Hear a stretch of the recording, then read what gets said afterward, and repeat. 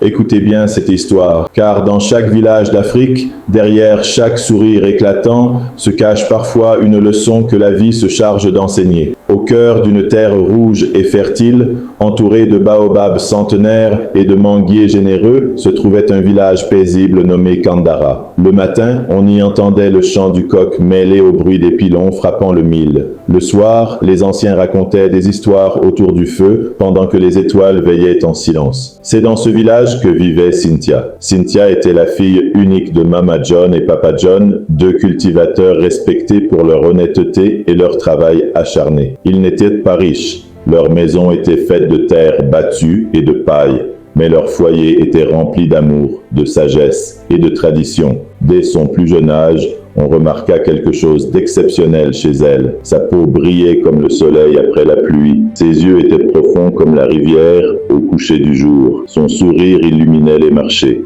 Les femmes disaient « Cet enfant est béni par les ancêtres ». Les hommes murmuraient « Une telle beauté attirera les princes ». Au début, Cynthia était douce, respectueuse. Elle saluait les anciens en s'inclinant légèrement. Elle aidait sa mère à puiser l'eau. Elle chantait en travaillant au champ. Mais la beauté est une chose étrange.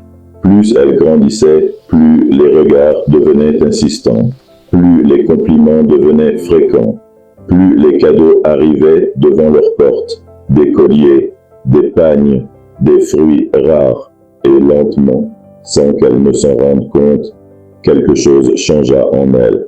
Elle commença à marcher différemment, à parler différemment, à regarder les autres différemment.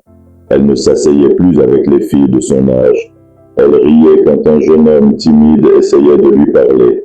Elle évitait les travaux pénibles. « Pourquoi devrais-je me fatiguer ?» disait-elle. « Je suis destinée à mieux que ces champs poussiéreux. » Mama John observait en silence. Un soir, alors qu'elle tressait ensemble des paniers, sa mère lui dit doucement « Ma fille, la beauté est un prêt que la vie nous accorde.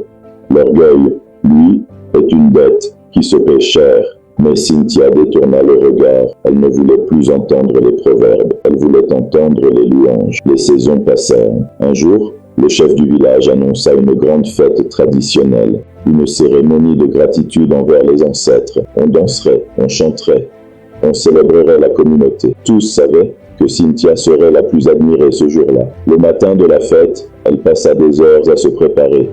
Elle porta le plus beau pagne rouge brodé d'or. Elle orna son cou de perles brillantes. Elle appliqua de l'huile parfumée sur sa peau. Quand elle entra sur la place du village, un murmure parcourut la foule. Mais au milieu de cette admiration, une silhouette attira l'attention. Une vieille femme inconnue. Son dos était courbé, ses vêtements simples, ses pieds poussiéreux. Elle tenait un panier lourd et semblait chercher de l'aide. Elle s'approcha de Cynthia. « Ma fille, peux-tu m'aider à déposer ce panier près de l'arbre sacré ?» Cynthia fronça les sourcils. Autour d'elle, tout le monde regardait. « Regarde-moi, » répondit-elle sèchement. « Je ne suis pas venue ici pour porter des charges. » La vieille femme ne répondit pas immédiatement. Elle la fixa longuement. Ses yeux n'étaient pas ordinaires. Ils semblaient anciens, profonds, comme s'ils avaient vu des générations naître et disparaître. « Souviens-toi de ceci, » murmura-t-elle. « Ce que l'on admire aujourd'hui peut être oublié demain. » Puis elle s'éloigna. La fête continua. Les tambours résonnaient, les danses s'enchaînaient. Mais le vent avait changé. Cette nuit-là, Cynthia fit un rêve troublant. Elle marchait seule dans le village. Les maisons étaient vides. Les regards étaient froids. Les miroirs reflétaient un visage qu'elle ne reconnaissait pas. Au matin, elle courut vers la rivière pour vérifier son reflet. Et là, son éclat avait disparu. Son visage paraissait fatigué. Ses traits semblaient durs. Son regard vide. Elle pensa que c'était la lumière. Mais au marché, personne ne la complimenta. Les jeunes hommes ne la saluèrent pas. Les femmes cessèrent de murmurer. Cynthia sentit une peur qu'elle n'avait jamais connue. Elle rentra en larmes. « Maman, que m'arrive-t-il » Mama John la regarda longtemps avant de répondre. « Le village ne voit plus ton visage, ma fille, il voit ton cœur. » Ces mots frappèrent plus fort que n'importe quelle insulte. Pour la première fois, Cynthia observa ses souvenirs.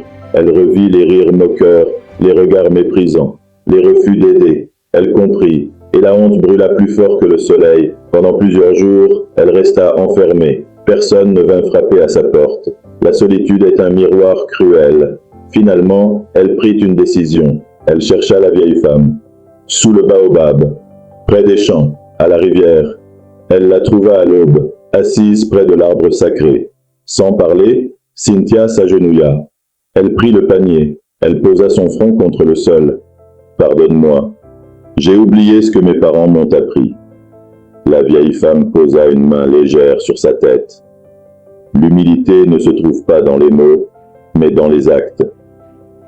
À partir de ce jour, Cynthia changea.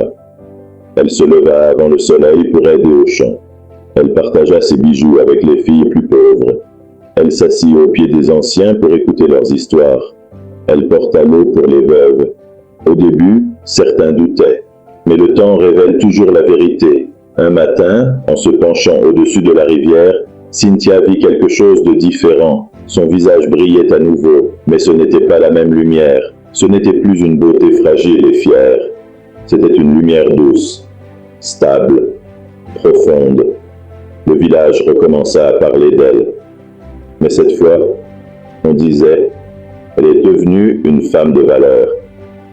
Les années passèrent. De nombreux prétendants vinrent, pas attirés par son visage, mais par sa réputation. Et Cynthia comprit enfin ce que sa mère voulait dire. La beauté attire les yeux, mais le caractère attire le respect. Et dans chaque village, encore aujourd'hui, quand une jeune fille oublie l'humilité, on raconte l'histoire de Cynthia.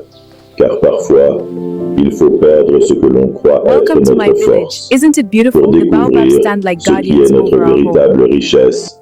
Si cette histoire vous a touché, si vous aimez les contes africains remplis de sagesse, de traditions et d'émotions profondes, alors abonnez-vous à la chaîne, laissez un like et partagez cette vidéo pour que ces histoires continuent de vivre à travers le monde. Et dites-moi en commentaire, pensez-vous que Cynthia méritait cette leçon? À très bientôt pour un nouveau voyage au cœur des traditions africaines.